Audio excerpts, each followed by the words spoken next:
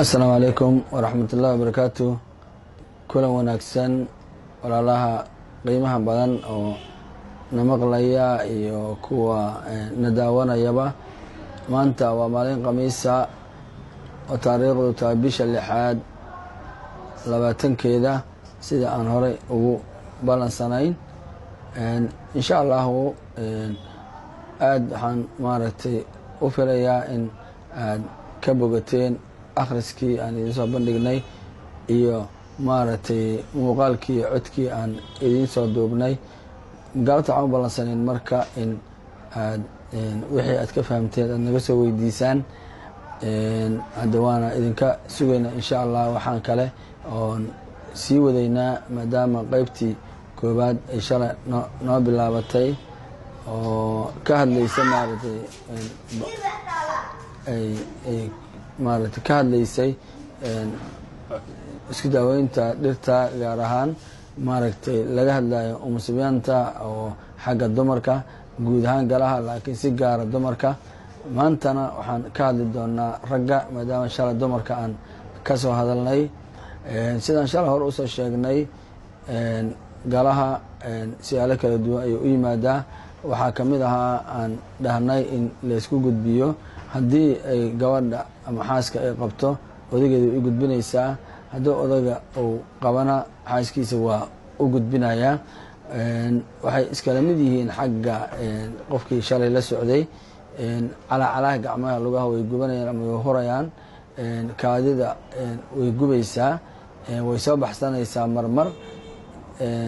maaragtay raganimada way yaraanaysaa qofka ragga ah xaniyaha way kala yaraanayaan oo xanuuna marka hore qabanayo kadib midaa bararaysa kadib way degaysaa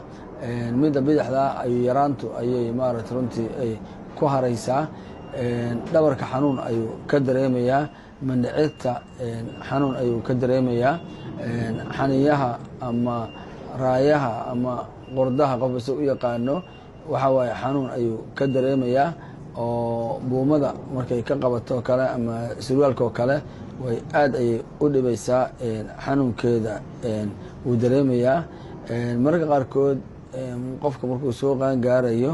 ayuu arintaasi aad ay ugu timaadaa waxaa kale oo ragga uu dareemayaa in raganimadiisii ay yaraato xubintii dakarka ahayd inay yaryaraato in xaaskiisa markuu u tagayo biyaha ay soo degdegaan iyo macaantii xaraaradii ay lahayd inaysan maaragtay aysan lahaanin waa waxyaabaha maaragtay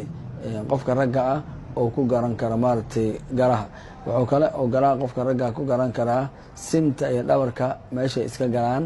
oo halkaasoo kale meeshay iska galaan ayuu xanuun dareemayaa ilaa lugta oo socodka ama fadhiga uu dhibaayo ayuu runtii dareemayaa waxaa kale oo maaragtay uu isku fahmayaa in maaragtay caajis badan uu dareemo oo inuu jiifo kaliya uu doono ama shaqadii ay culays ku noqonayso waxaa kale oo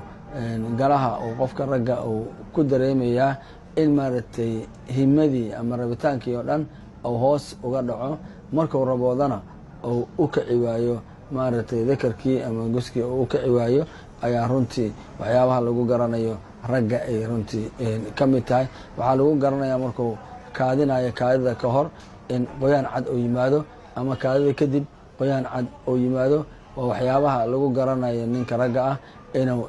galahayo waxaa kale oo lagu garanayaa inuu maaragtay galahayo mandhicirta inuu xanuun uu ka dareemo oo waxyaabaha maaragtay aad uu ugu dareemayo ninka ragga ah inuu maaragtay galahayo insha allahu galabta taas ayaan runtii aan wax ka tilmaanay siyaalaha uu ku yimaadan horaan u sheegnay marka daawada xaggeeda soomaalida waxay ku daaweysaa badanaa inay gubto iyo in ido la isticmaalo laakiin hadda sida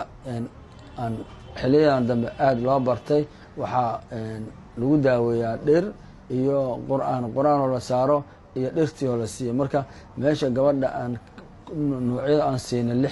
nuucay ka ahayd ninku wuxuu ka yahay 5 nuuc oo mid subaxdii la isticmaalay duurta midna habeenkii midna subaxdii habeenkii la isticmaalayaa midna 3 biya inta lagu qasto maalin hal galaas laga cabaya. Marka shantaas nooc ayaan qofka ragga ahna aan siinaa. Marka galabta intaas ayaan ku soo koobaynaa insha allahu. wixii kale oo su-aalaha qabtaanna waa naga soo weydiin kartaan. assalaamu calaykum waraxmat ullaahi wabarakaatu.